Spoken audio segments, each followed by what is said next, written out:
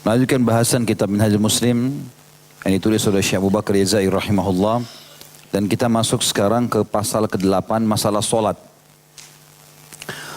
Materi pertama berhubungan dengan masalah hukum daripada solat itu sendiri. Tentu lingkupnya kita akan bicara masalah solat wajib 5 waktu. Hukum solat di sini adalah satu kewajiban dari Allah bagi setiap mukmin, di mana Allah Subhanahu wa taala telah memerintahkannya dalam sejumlah firman-Nya yang termaktub dalam Al-Qur'an. Di antaranya dalam surah An-Nisa ayat 103. Dirikanlah solat.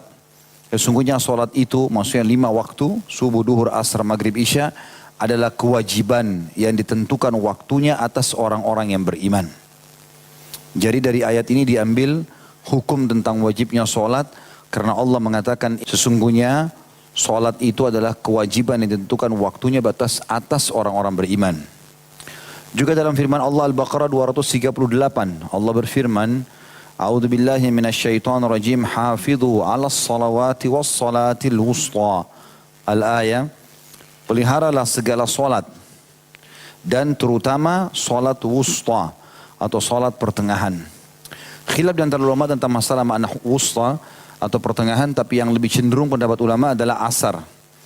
Karena asar dianggap pertengahan antara 2 solat pagi dan 2 solat malam. Subuh dan duhur dianggap waktu pagi, dan maghrib dan isya dihitung waktu malam.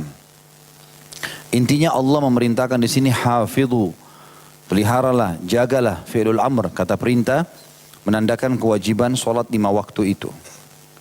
Di dalam hadis Rasulullah SAW menjelaskan tentang solat itu adalah kewajiban. Kata beliau SAW, Islam didirikan di atas 5 perkara, pondasi, yaitu bersaksi bahwasanya tidak ada Tuhan yang berhak disembah melainkan Allah, dan bahwasanya Muhammad adalah benar-benar utusan Allah, mendirikan solat, menunaikan zakat, melaksanakan ibadah haji ke Baitullah, serta berpuasa di bulan Ramadan. Hadis ini riwayat Imam Bukhari nomor 8. Di dalam ketentuan hukum syariat bahwa orang-orang yang meninggalkan solat berhak dibunuh, sedangkan orang yang melalaikannya digolongkan sebagai orang-orang fasik. Jadi poin A ini menjelaskan kepada kita tentang hukum wajibnya solat 5 waktu. Dan kalau ada orang meninggalkan solat 5 waktu secara jahdan, pembangkangan, dianggap dia kufur. Tidak ada solat itu misalnya. Karena dia menolak langsung rukun Islam setelah 2 kalimat syahadat. Dan ini memang urutannya. Artinya setelah syahadat maka solat yang paling harus dilakukan. Kalau ada orang lahir dalam keadaan Islam, berarti yang paling prioritas dia harus belajar pertama solat. Jadi nggak ada opsi lain. Dan kata para ulama rahimahumullah, satu-satunya ibadah yang Allah Azza wa Jal memerintahkan Nabinya Muhammad SAW menerima di langit hanya solat. Yang lainnya di bumi. Baik itu jihad, bakti sama orang tua, zakat, semuanya di bumi. Jibril turun membawa wahyu tersebut kepada Nabi SAW. Tapi khusus solat, Nabi SAW diundang ke langit untuk menerima karena kemuliaan solat itu sendiri. Hakikat daripada solat itu teman-teman sekalian adalah komunikasi seorang hamba dengan Tuhannya. Tadi kasus kita solat isya misalnya. Kita sudah diajar dalam 5 waktu solat umumnya. Atau solat secara umum termasuk sunnah adalah gerakan-gerakan khusus, bacaan-bacaan khusus. Kalau kita renungi gerakan-gerakan dan bacaan tersebut, kita akan faham ini adalah gerakan dan bacaan ketundukan. Kita takbir, kemudian mata ke tempat sujud, lalu kemudian konsentrasi membaca bacaan yang sudah dipandu. Kalau baca yang lain tidak diterima. Kemudian ada syarat-syaratnya.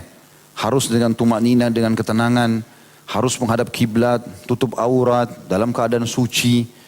Ada syarat-syarat. Ini menandakan sebuah gerakan atau gerakan-gerakan dan bacaan yang dikhususkan dalam bentuk ketundukan kepada Sang Pencipta Allah. Begitu pada saat ruku, orang tidak lakukan ruku kecuali memang penghormatan yang sangat tinggi. Begitu juga dengan i'tidal, dengan menyebutkan Sami Allahu liman hamidah, Allah telah mendengar orang yang memujinya, lalu disambung dengan sujud. Sujud adalah gerakan yang sangat luar biasa. Ini kalau pada manusia adalah penghinaan. Kalau dia sujud kepada seseorang, itu berarti dia sudah sangat luar biasa. Tunduknya pada orang tersebut. Makanya Nabi SAW mengatakan, kalau boleh sujud kepada sesama manusia, maka kau akan suruh istri sujud pada suaminya. Tapi tidak boleh. Sujud hanya untuk Allah subhanahu wa ta'ala. Dan ini bentuk ketundukan. Saking terhinanya seorang hamba pada saat itu, Allah subhanahu wa ta'ala menjadikan sujud adalah waktu dan tempat terdekatnya seorang hamba dengan sang pencipta Allah. Kata Nabi SAW, akrabu abdun ila rabbihi wa huwa sajid. Paling dekatnya seorang hamba pada Tuhannya justru pada saat dia sujud. Padahal kalau kita bandingkan gerakan-gerakan sholat, kita lihat sebenarnya berdiri lebih tinggi daripada sujud. Duduk di antara dua sujud, duduk lebih tinggi daripada duduk di antara dua sujud lebih tinggi daripada sujud. Tapi sujud justru karena dia paling merendah, meletakkan yang paling terhormat bagi kita adalah wajah di tanah. Kemudian kita mengatakan subhana rabbiyal a'la, maha suci Tuhanku yang maha tinggi. Justru di situ karena puncak terhinanya seorang hamba bagaimana dia tunduk kepada sang pencipta Allah, maka Allah pun menjadikan itu adalah tempat yang paling mulia bagi dia. Paling dekat dia dengan Allah subhanahu wa ta'ala. Bahkan kata Nabi SAW, kalau kalian ruku agungkan Allah, kalau kalian sujud perbanyaklah doa. Karena sangat jarang doa ditolak di waktu sujud. Juga ada hadis yang mulia yang pernah saya sebutkan. Hadis yang disahihkan oleh para ulama tentang Allah subhanahu wa ta'ala menjawab hambanya pada saat dia membaca Al-Fatihah. Pada saat dia mengatakan alhamdulillahi rabbil alamin, segala puji bagi Allah Tuhan alam semesta, Allah menjawab hamadani abdi, hambaku memujiku, ar-rahmanir rahim, yang maha pengasih lagi maha penyayang. Maka Allah menjawab athna alayya abdi, hambaku menyanjung-nyanjungku, maliki yaumiddin, raja yang sebenarnya pada hari pembalasan atau hari kiamat. Allah mengatakan majadani abdi, hambaku meletakkan aku pada kedudukanku. Iyyaka na'budu wa iyyaka nasta'in, hanya kepadamu kami menyembah dan hanya kepadamu kami minta tolong. Kata Allah, hadza li wa li abdi. Ini potongan pertamanya, iyyaka na'budu, hanya kepadamu kami menyembah. Ini adalah hakku kata Allah. Karena sembah artinya tunduk dan patuh kepada Allah, itu hanya haknya Allah. Wa iyyaka nasta'in, kepadamu kami minta tolong. Kata Allah, hadza li abdi. Ini untuk hambaku, dia boleh minta tolong. Ihdinas siratal mustaqim sampai akhir ayat.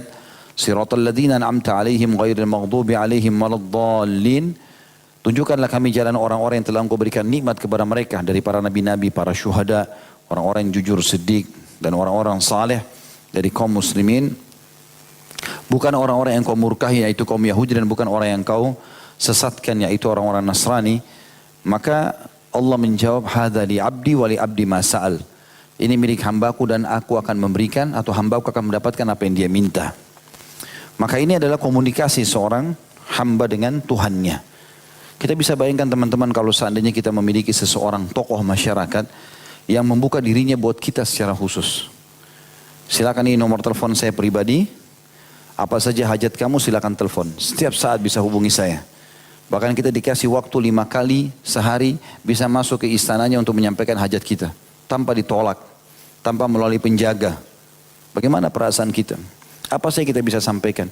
Banyak orang yang tidak memikirkan masalah itu. Sebenarnya dia sehari 5 waktu menghadap kepada raja yang sebenarnya. Allah subhanahu wa ta'ala. Yang sangat gembira dengan taubat hambanya. Yang sangat menjanjikan pahala besar kalau orang patuh. Bisa memaafkan kalau orang itu minta maaf. Segala macam karunia ada padanya. Maka seorang muslim harus faham tentang kemuliaan solat ini. Para kaum salafus salih menjadikan solat ini betul-betul seperti yang Nabi SAW katakan tentang diri beliau. Kata Nabi SAW, Allah telah menjadikan ketenangan mataku, kegembiraan hidupku di solat. Maka Nabi SAW kalau solat tidak bergerak. Beliau SAW menikmati bacaan tersebut sampai kadang-kadang lewat juz demi juz ayat Al-Quran. Nabi SAW masih tegak lurus seperti batang pohon kurma. Dan para sahabat dan juga salafus salih dari para tabi'in mencontohi Nabi SAW. Sampai seseorang di antara mereka kalau lagi sholat, selalu ada gambaran mengatakan mereka sholat kalau sudah khusyuk seperti batang kurma yang sangat kokoh. Tidak bergerak dengan terpaan angin, dengan adanya serangga, dengan ada apapun. Bahkan seseorang di antara mereka kalau disengat dahinya dengan lebah, berdarah, mereka tidak bergerak. Ada di antara sahabat yang dilempar anak panah oleh musuh, berdarah bagian dadanya. Bertumpuk-tumpuk anak panah tersebut, dia tidak berhenti, tetap sholat. Sampai dia mengatakan, demi Allah kalau bukan seandainya aku khawatir dilepaskan lagi anak panah oleh musuh tersebut lalu aku mati dan Nabi SAW juga para sahabat atau kaum muslimin tertimpa masalah, maka aku akan lanjutkan surah Al-Kahfi yang aku baca pada malam itu. Ada di antara mereka yang menghadapi kebakaran tidak bergerak karena dia lagi sholat. Dia merasa lebih khusyuk, ya, lebih konsentrasi dibandingkan hanya sekedar kebakaran saja. Dan sekian banyak hal yang memang telah difahami oleh para kaum salafus saleh. Jadi sholat bukan hanya sekedar gerakan biasa, bukan hanya sekedar store kewajiban, tapi seseorang betul-betul mengetahui dia sedang komunikasi dengan sang pencipta Allah subhanahu wa ta'ala. Oleh karena itu orang yang sengaja meninggalkan sholat secara jahdan, bangkang, maka hukumnya kufur. Ya, kata Nabi SAW, Al-ahdu alladhi baina bainahum tarkus sholat, faman taraka faqad kafar. Perbedaan dasar antara kami dengan orang-orang kafir adalah sholat. Siapa yang meninggalkannya dia telah kufur. Kalau orang meninggalkannya lalai, takasulan, malas-malasan, kapan ada kesempatan sholat, maka ini hukumnya ditazir, diberikan peringatan keras. Kalau dia tidak mau juga, maka hukumnya dipenggal.